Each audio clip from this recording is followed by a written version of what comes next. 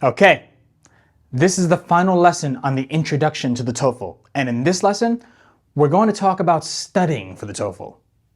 How do you study for this test? There are really two parts to studying for the TOEFL exam. The first is learning the test. The second is learning English. You need both the test experience and English experience to do very well on the TOEFL. You need to know the structure of the test and how you should answer specific questions. And you also need to have a lot of experience speaking English naturally and listening to English. Of course, the TOEFL is the test of English, so this is more important. If you don't have the level of English that you need for your high score, there is nothing you can do to improve it other than more English practice. You need that practice. You need that experience. The test, on the other hand, is something a little bit quicker to learn. What do I mean by learning the test? Well, there are really three parts to this. There is the format, the strategy, and the timing. The format is what the test looks like. The strategy is how you take the test, how you answer the questions. And the timing is how much time you spend on each question and how you should organize yourself so that the clock doesn't cause a problem. When you're studying this, you can learn it pretty quickly.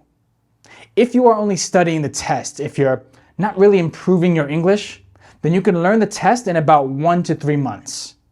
Now, I've had many students who have gone much faster than that.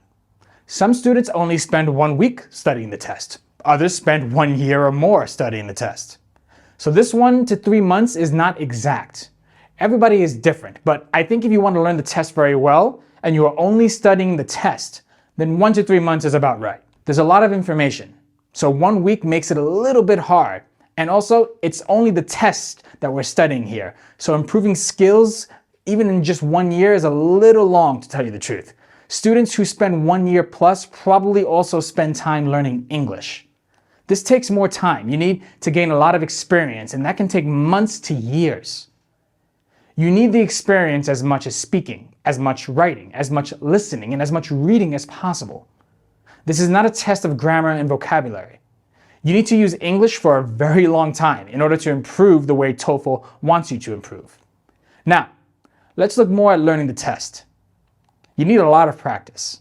Timing is not just about organizing. It's not just reading a passage and then moving to the questions at the correct time. It's something more. It's also stamina. Now, what is stamina? If you are a runner, maybe you are a short distance runner and you only run for 5 minutes or less, maybe even 30 seconds. You might be very, very fast. You could be an Olympic gold medal runner. But you do not necessarily have stamina unless you are a long distance runner. A marathon runner has stamina because they start running and they don't stop. They continue and they keep their energy going. Stamina is continued energy after a long time, and this test is long. It's nearly 3 hours. So you need a full-length practice session and test to improve that stamina. If you are only answering 10 questions or 20 questions, that's not like the real test. For that, official materials help, but they're not enough. You need more. Official materials include the official guide, which gives 3 practice tests and the 5 official practice tests on paper. And there are some online resources as well. If you're only using 1 book or 1 resource from the official materials, you will need more.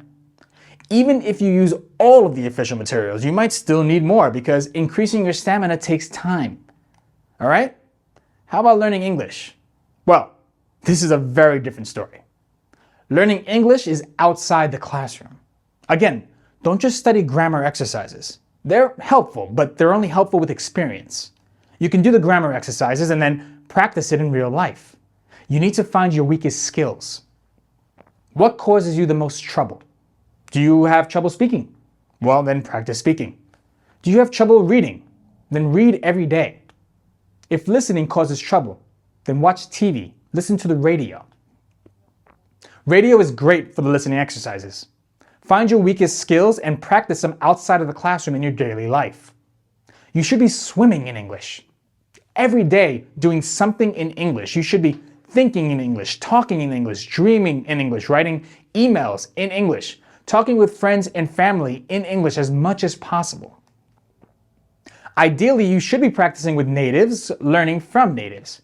Now, this isn't always possible. I know sometimes you don't know any natives, you don't have any natives you can talk to or write to or listen to. But if you are at least reading and listening from natives, that can help. Reading real-world magazines and newspapers in English, listening to the radio, like I said, that can definitely help. If you can speak with natives, even better. That is the best thing for your speaking and writing as well. Remember, your end goal is to study at a university, at a college, and use English all day, every day with natives. If that sounds very scary to you, if you think that you can't do that, then you might want to rethink taking the TOEFL. The TOEFL is a doorway to this goal, a doorway to living in English. You need to prove that you can do that. If you feel that you can't do that yet, then learn English first.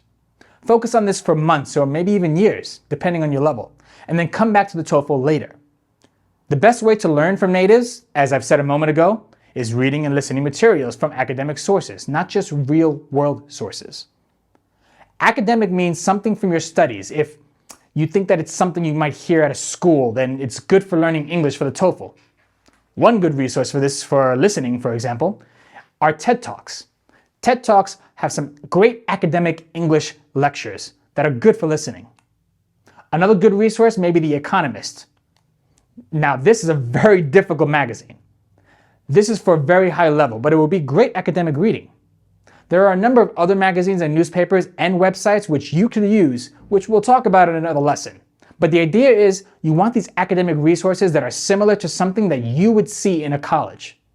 All right? That's all for this lesson. And thank you for listening on our introduction to the TOEFL lessons.